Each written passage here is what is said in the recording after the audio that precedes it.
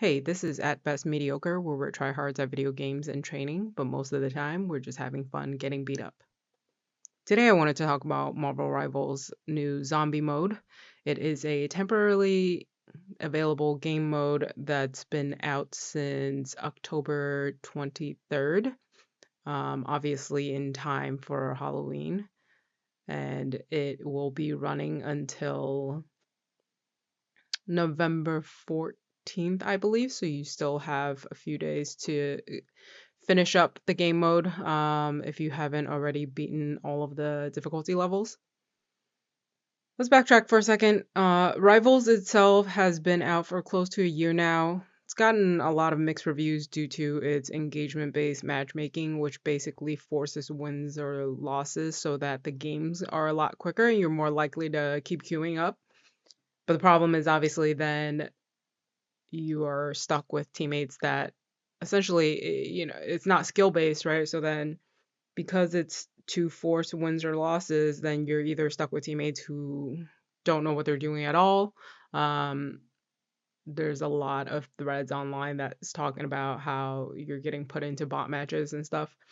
So basically, having played the game itself quite a decent amount, I will say I experience it all the time, and the frustration definitely mounts when you are doing everything you can to try to win and people are just running off doing God knows what. That's like pretty much inexplainable things. And then even if you try to play with them with their style, a lot of times, you can't really help people who are not trying to win, basically. And so with that, it's been really good to see them release a new game mode that's a little bit different. One, it's still team coordinated since it is a four-person team match, but you are playing PvE, which means that, there's a little bit less frustration, mm, since the enemies are going to predictably do the same thing repeatedly. So it just gives you a little bit more control over things and gives you a break from the PvP of it all. So that being said, the zombie mode is essentially you're in a room, fighting off hordes of zombies, hordes of mobs, and they spawn in waves. And there's like, I want to say there's six, no, there's more than that. There's like eight difficulty levels or something like that. Um, so when we play, we usually just tend to jump to hard and start there. The hardest mode that we are able to kind of handle and start there and play around. I don't personally like to read a whole lot about what the game is, any game really, and I just like to dive right in and try things and see what happens. And that way I can kind of figure things out as I go and play the way I like to play instead of following guides and stuff immediately off the rip. Of course, if I get stuck, then, I will potentially either take a break or look for something to help me move forward. Okay, so realistically, the game itself is not difficult. In zombie mode, you basically, I think you could have like easy, medium, hard, um, extreme or something, and then it goes into it's like easy, medium, hard, nightmare 1, nightmare 2, and then you slide over on the screen and it's nightmare 3 and nightmare 4.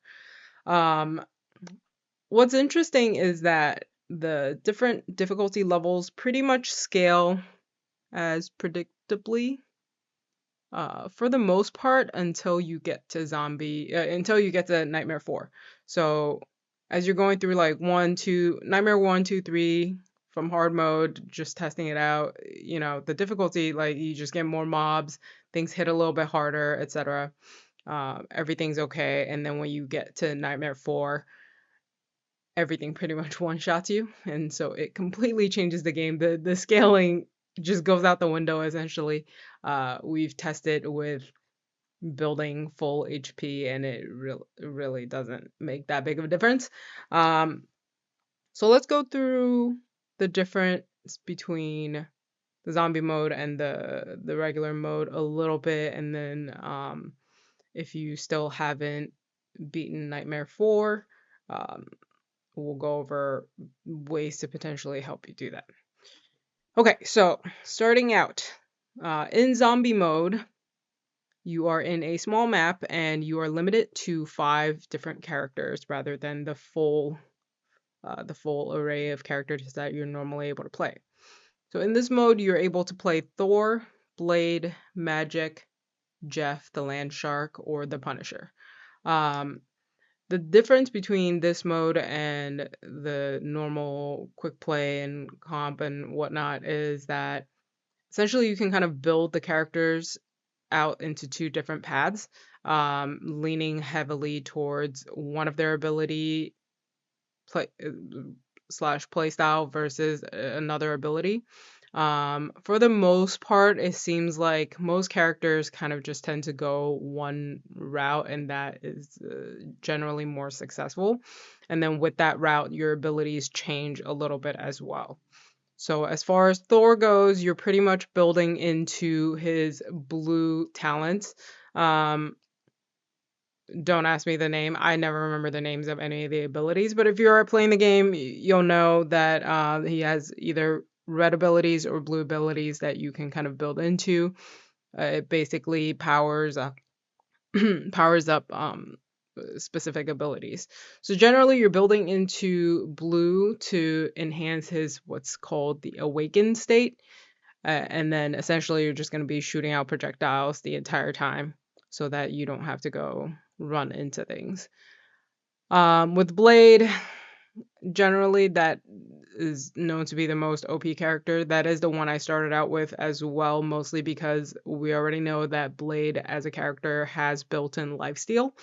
Anytime you are fighting hordes of mobs, assuming that no one's going to be healing you, then you're just gonna look for the lifesteal character as a default.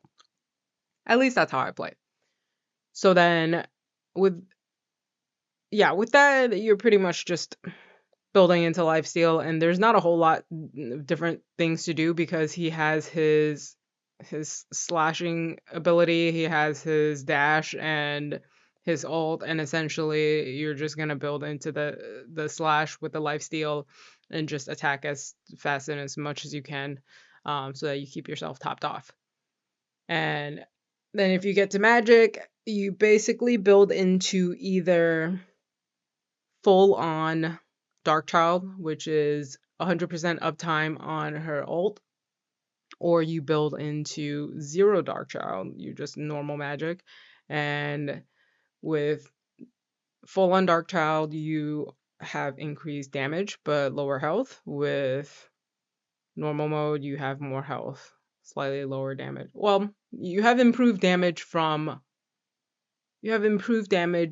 within that state, but normally you do more damage in Darkchild mode. So for the most part, I didn't try the non Darkchild mode, mostly because the Darkchild mode just worked so much better and it did so much more damage.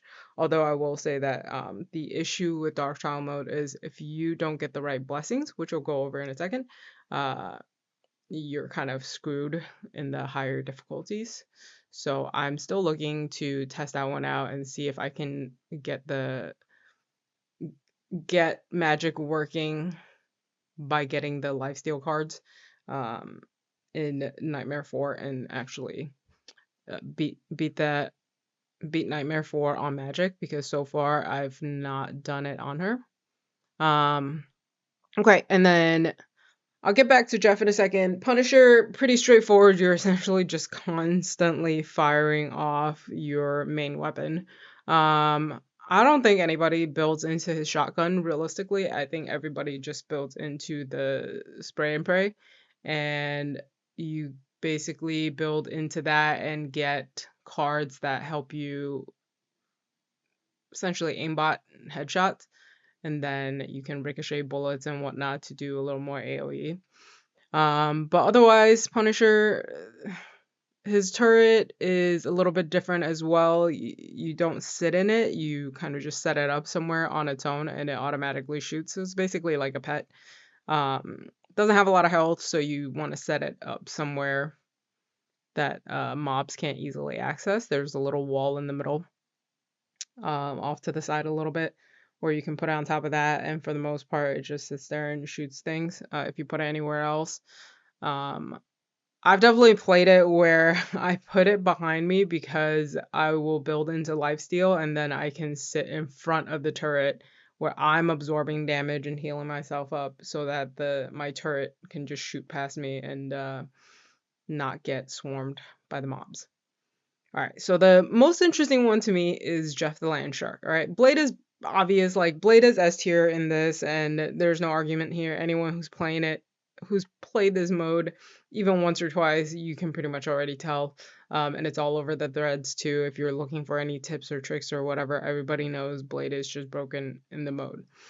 But what's interesting is Jeff the Land Shark because normally as a really strong healer, he would be extremely helpful, but his regular heal actually heals very little. If you look, it essentially heals 1 HP per tick.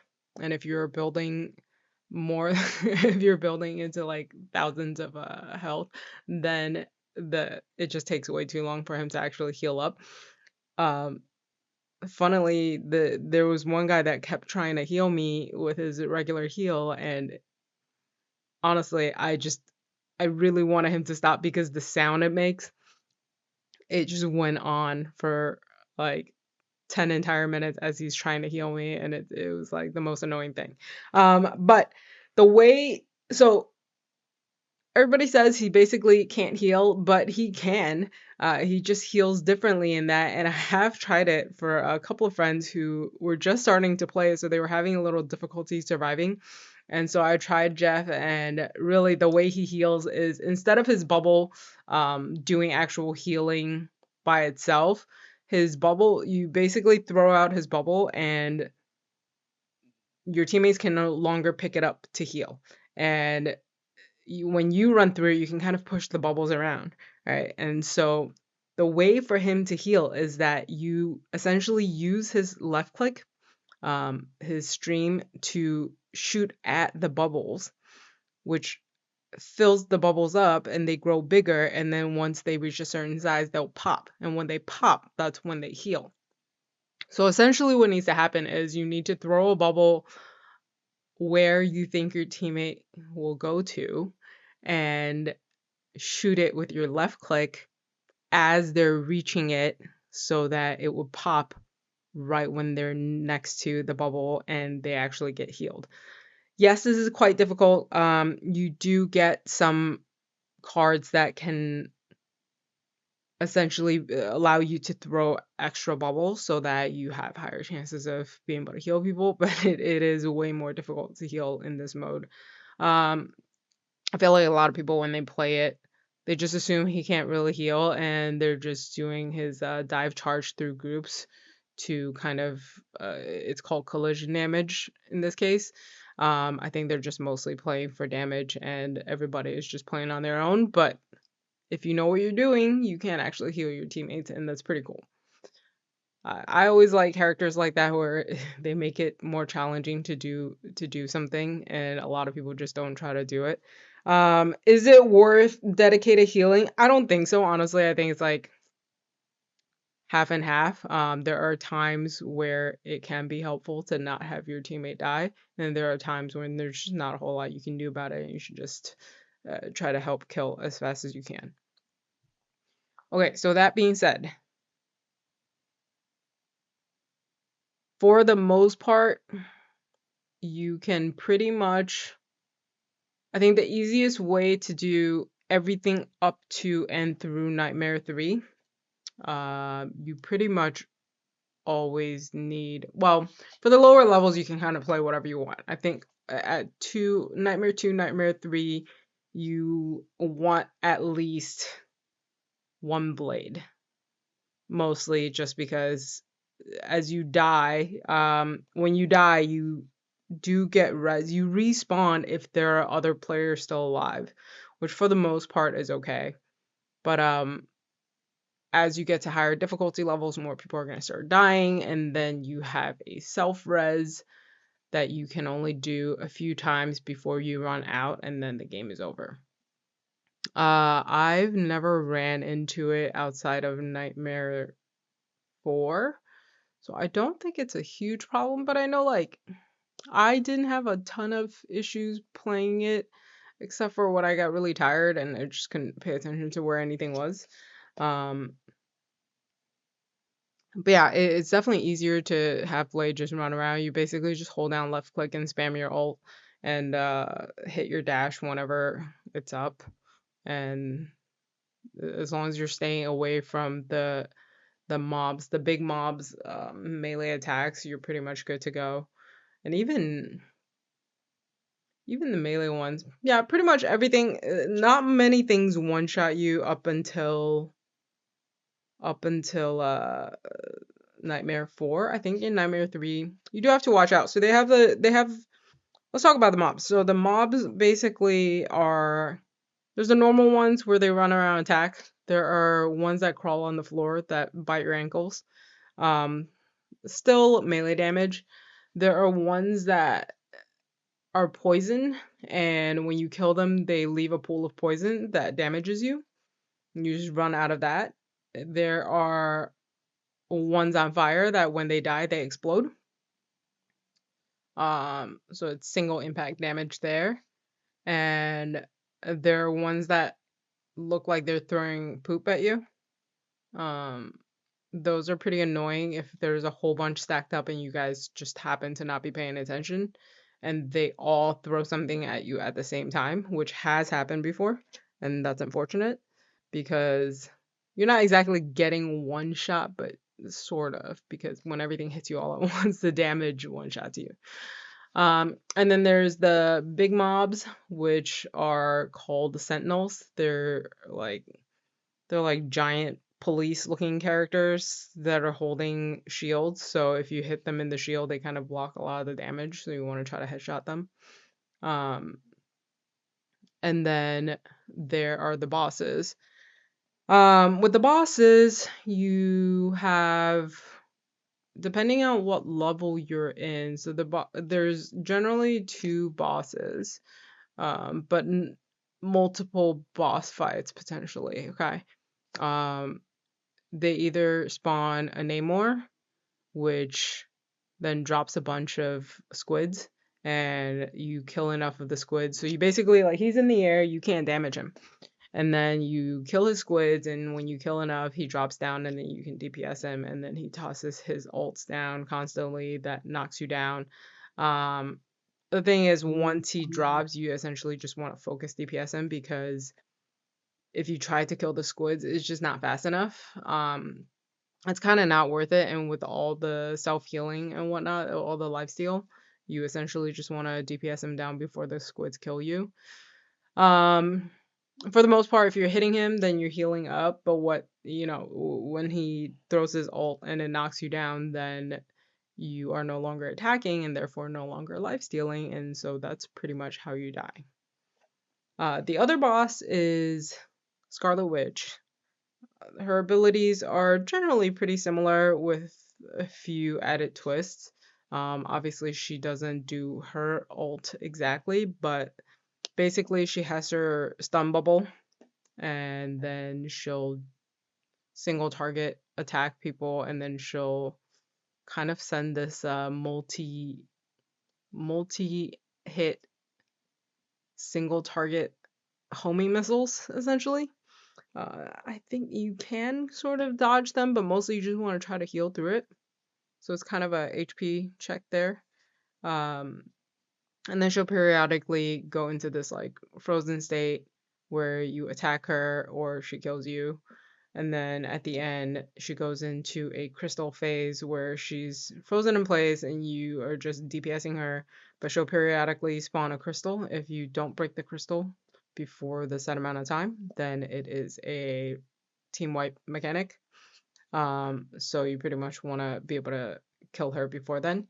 At the same time, she'll periodically spawn a bunch of different stun bubbles where it works the same way as normal, where if you walk through it, you kind of get stunned. But the issue is that if she spawns like two in the same spot and you're in the middle of the stun bubble, it kind of stuns faster than normal. And with her constantly damaging you, she's like doing this weird AoE thing where it's constantly hitting you. So basically, if you are getting stuck in the stun bubble, you're not able to hit her to lifesteal, then eventually her spam AoEs are going to kill you. Um, it is more difficult to see in melee, which is why I'm going to get to the Nightmare 4 clear tips area. Um, but yeah, basically she has raid wipe, team wipe mechanics, and you just have to be careful where you're standing, be aware of your surroundings and whatnot. As you're fighting the boss, they do send in waves of hordes at the same time, so you kind of have to pay attention to the boss mechanics as well as the throngs of zombies that are coming your way. The good news is the zombies, once you clear them, they no longer spawn. So there's a set amount of zombies that spawn. It's not just nonstop spawning the entire time, which is probably the only saving grace, because when you are in Nightmare 4 and everything is one-shotting you, it gets to be a lot if you're not able to clear them. So that being said, the different levels with the bosses, they'll like spawn one boss, spawn the other boss. Sometimes they spawn like they just spawn them in different orders. Otherwise, there's not a whole lot that's different. The only thing that really changes is eventually they'll spawn both a Namor and a Scarlet Witch for the higher difficulties. And then the worst is, of course, in Nightmare 4, because all the damage gets increased as well. And aside from, the mobs being spawned during the boss fights and whatnot, the worst part is the final boss. Spoiler alert, if you haven't played it and you would rather find out yourself, then skip ahead, or I guess this is it for you. Thanks for stopping by. But if you are not worried about spoilers, or if you've already hit this part and haven't been able to beat it, the final boss for Nightmare 4 is a double Scarlet Witch. So there's two of her doing the same exact abilities. There's just twice as many. And what really sucks about it is that that also means there's twice as many stun bubbles. So this is where I say, as much as Blade is OP, I've seen other issues with him. So one of his struggles is like, because you're melee, like you can get range improvement cards as you go. But for the most part, you are still sort of melee range. And so what happens is the bosses are ginormous, first of all. They cover your entire screen pretty much. And so, well, if you're standing right next to them, they pretty much will take up the entire vertical space of your screen. And so what you basically need to do on Blade is stay as far back as you can so you can get more of a visual field, and that way you can see where she's spawning some of the stun bubbles and whatnot. And of course you can't see the ones behind you, which is really rough. So what's happened before is I'm doing great and I'm crushing, and then all of a sudden two stun bubbles spawn right on me and I'm not able to dash out as they spawn, and then you get trapped in there, and essentially you just get stuck and you cannot move at all. No matter how much you're holding down W, no matter how much you're spamming your dash, at some point it'll stun you to death. And obviously once you're stunned, again, no life steal, no health, and she's pulsing her AoE, you're pretty much just fucked. So first of all, with the different characters and whatnot, I think if you are having trouble playing any of them at this point, you have a number of days left. Just think about, for the most part, lifesteal is always going to be important. And then outside of that, just think about how much health you need to survive dependent on, that's going to be different, right? So like for different people, some people are really good at moving out of things. Some people are really aware of their surroundings and are able to plan ahead. You know where things spawn, you know what kind of mobs you can deal with at what range. You can remember all of that and you know how to play all of it. Then you can work with less health. This is why some people are really good at playing glass cannons. Um, I've limit tested this. There are times when I do really well, but if I'm not getting the lifesteal cards, then I'm pretty much just playing really long range games and constantly running for health packs, aka when I'm on Magic and I'm not getting that lifesteal, I'm just pretty much chained to that health pack if I cannot manage my blue health. Okay, so as far as health and lifesteal goes, I would say pretty much get as many 500, like plus 500, the max health ones as you can. For the lower ones, it's kind of hit or miss. It just depends on how desperate you are to hit your health. If you're just not getting the higher ones, then yeah, grab the lower ones. It's less efficient, but it's something. And then basically, you just want to balance out how much max health you have versus how much lifesteal you need to be able to keep alive and avoid dying. If you're dying constantly, you either need to play a little bit different or build different, right? And then outside of that, really, it's just going to come down to how lucky you get with the damage cards as well. If you get enough of the higher level ones, then you're obviously able to have higher output. So that being said, that's pretty much all you need to know for Nightmares 1 through 3, and then anything lower than that, I think you can pretty much figure it out.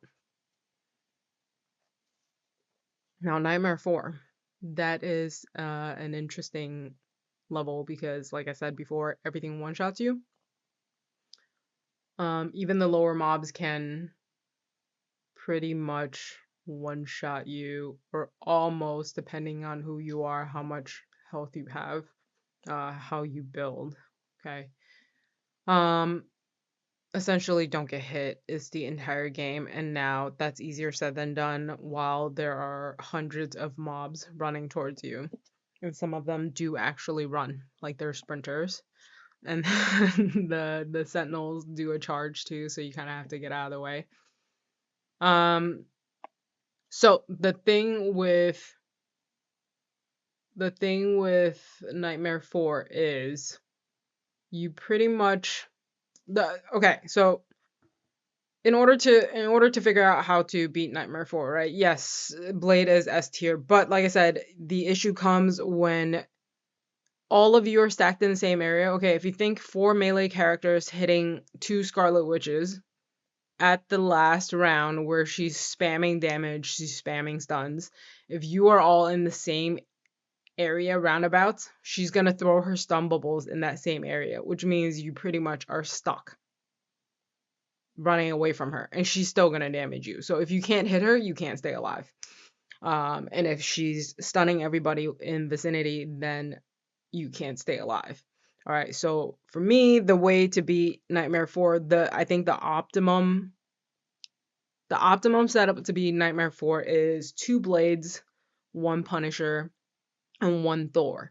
And I'll go into that in a second, but primarily to remember that if you are all in melee range, you're pretty much all going to get crushed, which I had one where it was 3 Blades, and I can't remember who the 4th was at this point. Might have been a Punisher.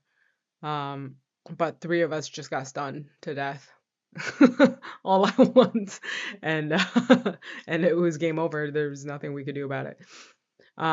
Okay, so reason for me to suggest 2 Blades, 1 Thor, 1 Punisher.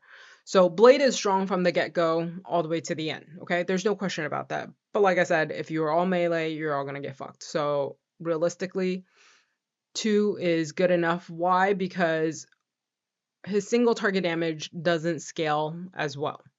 He does a shit ton of damage, but it's a lot of cleaves, a lot of just like dashing through things and whatnot. Um, and it's a lot harder to hit headshots from somebody's feet. That's just how it works, okay? Um, Plus, Punisher gets a automatic headshot aimbot card in his blessings. And so you want to grab a few of those as Punisher, and essentially Punisher scales probably the slowest out of all of them, and then eventually he's gonna be the primary boss DPS. Okay. Thor's gonna take a while to scale. You need to max out his like awakened state or something, and eventually basically be able to constantly, you get the card that allows you to just hold down right click and just shoot out these waves of lightning at all the mobs. And then eventually you get a card that lets you shoot out multiple beams. And once you get that, plus a couple of, I would say 2 or 3 lifesteal cards, you're pretty much a mob clearing machine at ranged, which is really, really important for me, especially during the boss fights and whatnot. It's great, obviously, during the rest of the time too, especially because he has a getaway with his ult. And so there's a ledge where some of the mobs spawn from. There's 2 doors on top of the ledge, and then there's 2 doors beneath. And sometimes when the mobs aren't spawning from the top, you can pretty much use that as a getaway if you're being chased by a bunch of stuff like the fire guys or pretty much any of the ones that do exploding damage or the sentinels. You can just ult up into the air and smash down onto the top ledge to get away for a few seconds. And then if there's no mobs up there, then you can just shoot your beams down at the waves at the bottom pretty safely. With one exception, so just a note for later on. Yeah, so essentially Blade is early scaling. You immediately, first of all, you already have lifesteal on your own. So if you can hold off for a couple of waves until you get the lifesteal card to spawn, especially if you get, I would say optimally 3, but 2, 1 minimum, 2, you're pretty set, and then 3 even better. Outside of that, I don't know that it really does that much more, because realistically what you should be doing is getting max health and getting attack speed to then make the life steal cards really scale. So what happens is Blade is doing most of the heavy lifting at the first few waves with his built-in lifesteal, and Punisher is just Punisher and Thor are just trying to live and not die. Okay. And once you get to later on ones where Punisher has, the ricochet, a huge mag with like thousands of like over 1,000 bullets, I would say, where you can pretty much just hold down left click and has the automatic headshots, then your job is essentially, I mean, you can sit pretty far and just like nuke things if you build heavy, heavy damage with a little bit of life steal and some max health. And yeah, you're pretty much just building for damage outside of what you need to survive for any of them, but especially Punisher, because then um because you're also at range, you have a little bit more leeway with some of the bosses, and then you can pretty much just stand there and nuke them down so that your team doesn't have to deal with the bosses as much and all the stupid annoying abilities that they have. And then Thor also has a headshot mechanic, headshot buff that you can get that lets him kind of aimbot a bit too. And so that's something that you end up getting. And then for me, I feel like I try to get a little bit closer to the boss so I can hit them with more of my projectiles, but I don't think that actually works in testing. So you pretty much just sit back and do the same thing. Thor will probably do better boss damage than Blade overall, mostly because, you're not moving around. I mean, you're still moving around, but like you're not so close to the boss and having to change directions super hard, and are just able to turn and hit him. Hit either of them. And so eventually, what you get is that Blade has probably the highest survivability. Um, Thor will have great horde clearing, large groups of mobs to be able to clear, and Punisher will be main boss DPS, and that should essentially let you be able to nuke down the bosses fast enough before they kill you.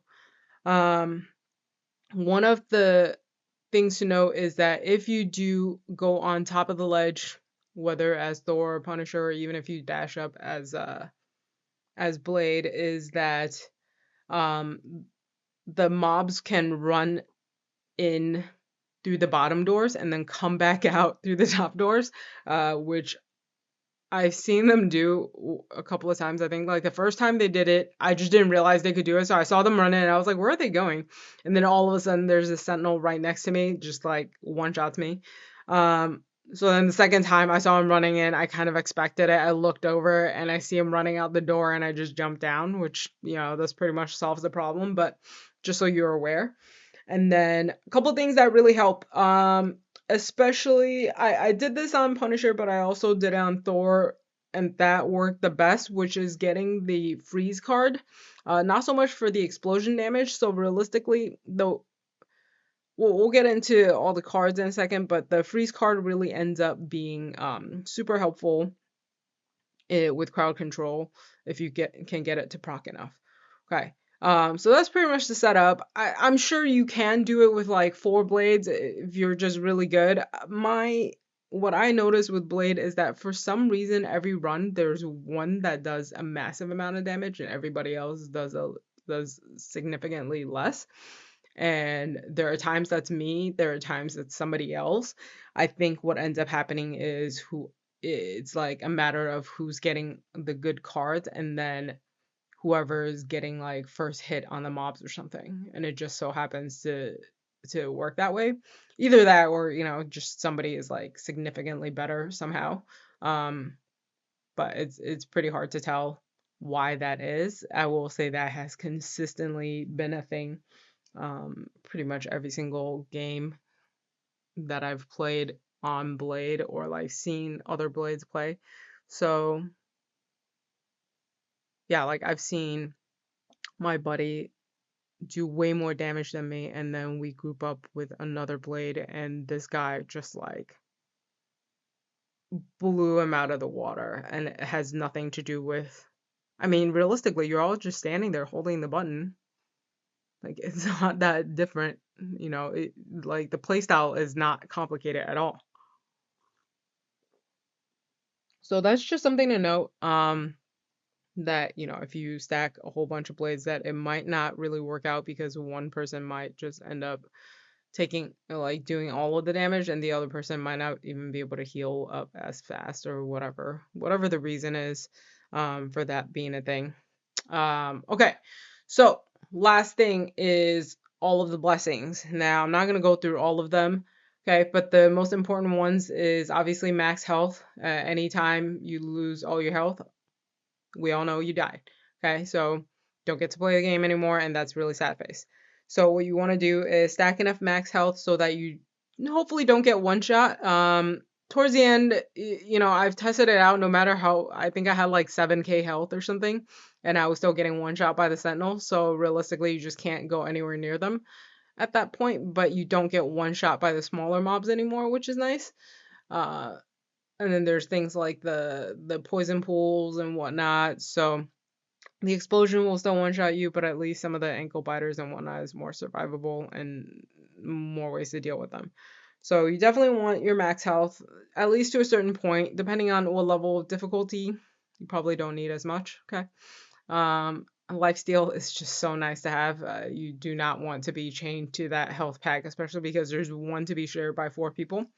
So essentially, like if 2 of you need it, you're pretty fucked.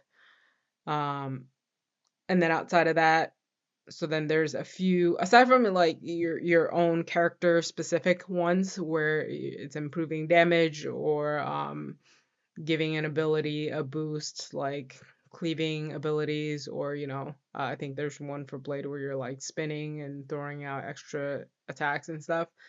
Outside of that, there's one that's a chain lightning. That one's pretty nice to have to clear hordes, but I don't think you need too many of it.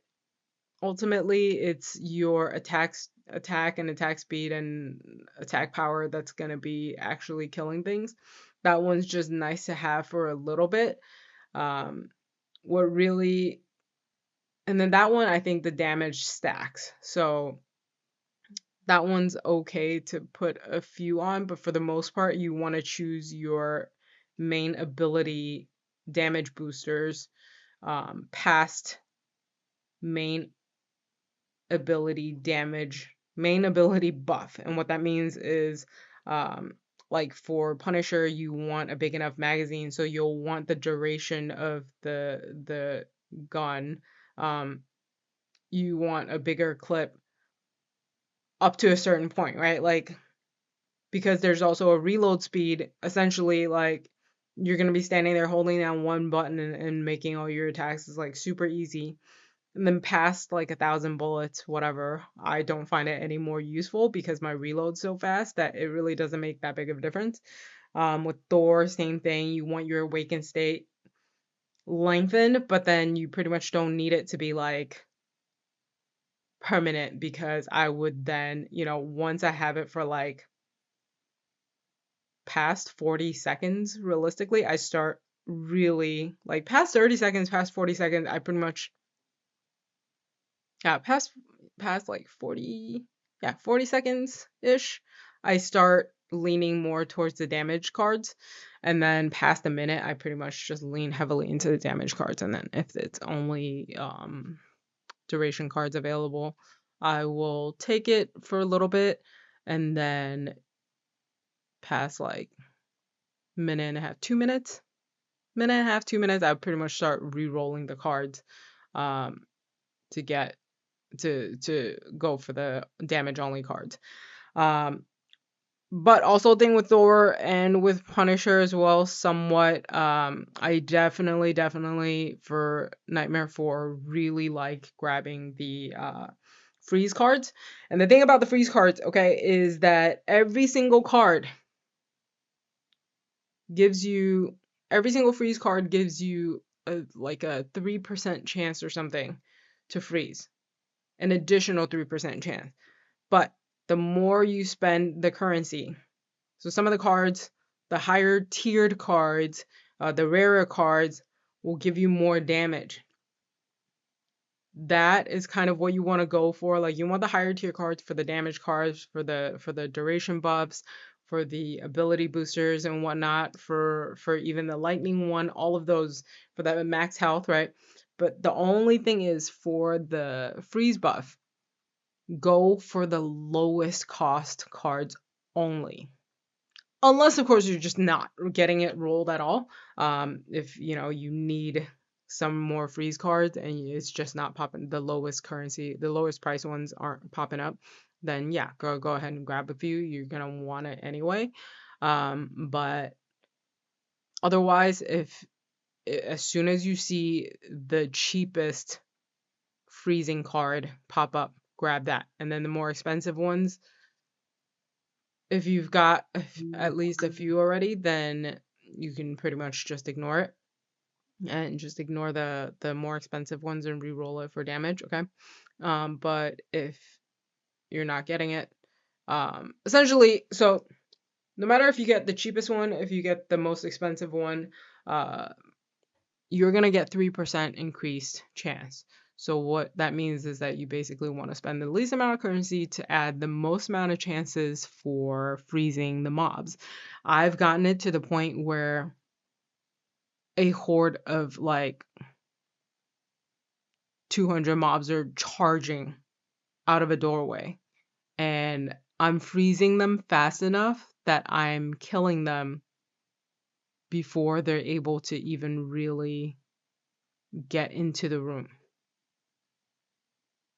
Not so much like just keeping them completely frozen in place, but essentially like there's like a tunnel way and a couple of things, whatever. Like, they're not walking more than a few feet, because I'm as I'm freezing them, things are dying as well. So I'll alternate freezing different mobs because it's just a chance proc. But if it procs enough, then you pretty much can crowd control an entire group by yourself, while you're AoEing it down in a cone.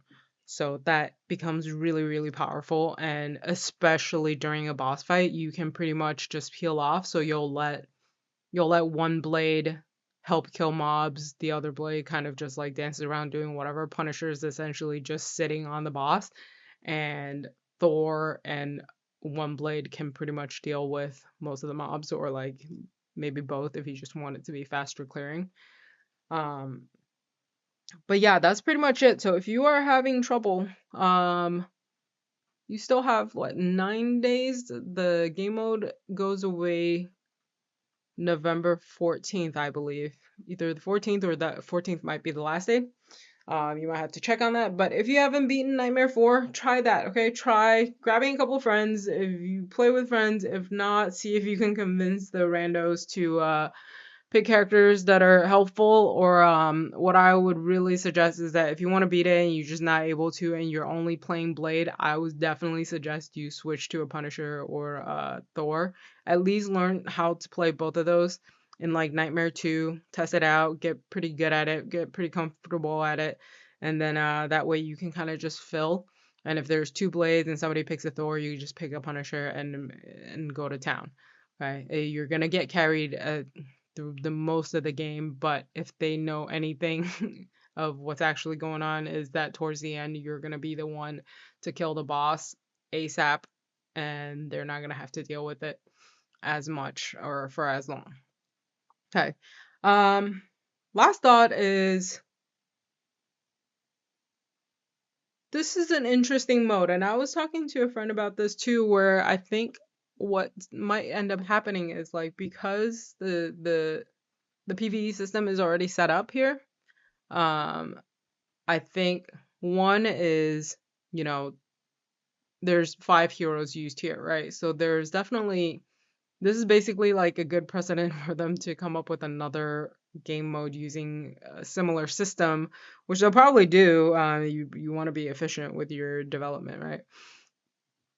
Like, no, I don't know. Maybe there's a Christmas one where you're beating back gremlins or whatever, and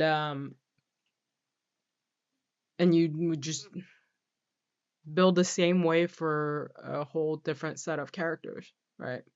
So you're periodically letting people kind of play some PvE so that they're still engaged in the game versus just getting really frustrated on the PvP side because man, the queue system is so annoying. Like as somebody like hey, like I said, we're tryhards, right? And so I do like to win. I don't mind losing. I don't mind losing if it's I'm doing my best, everybody's doing their best, and there's nothing else we can do about it because the other team is just better. Of course, the other team is just better if you're losing, but sometimes, when you're getting like 4 DPS queuing in, it doesn't matter, man. I've won with 5 DPS and 1 healer, so it's not exactly like entirely comp based. If people know what they're doing, they can make a great impact.